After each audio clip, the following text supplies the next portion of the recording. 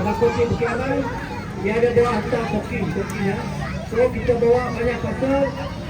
Anggota cari memang apa, memang susah dapat. Tapi kita bawa kedai ya. Saya sendiri yang bawa kedai. Pasal ini melibatkan Bukit Aman. Kopi nak kopi di Malaysia ada, tapi tak berada. Jaga yang paling mahal nak punya kopi dah. Tapi kita periksa dekat Sungai Besi.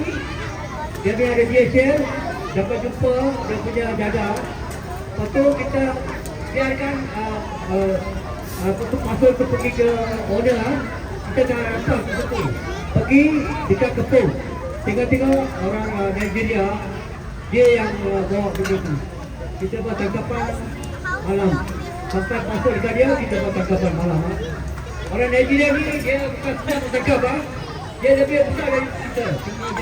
Dia memang ganas. So kalau jumpa anjing, dia memang dulu. Kita akan bawa anjing ni dengan anjing lain. Jadi kita ada undang-undang. Kalau dia orang ada serang, kita akan letakkan kanan untuk gigit dia ke tangan saja. Serang dia ke tangan saja. Kita ada undang-undang. Okey, go! Kali ini kita pasal lah pejabat besar dekat Labuan Kata Jalan Raya.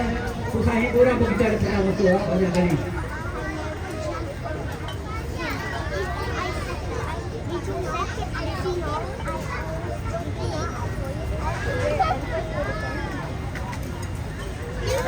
Okey, dia kata pergi panggilan, dia cakap tak ada apa, dia pergi panggilan.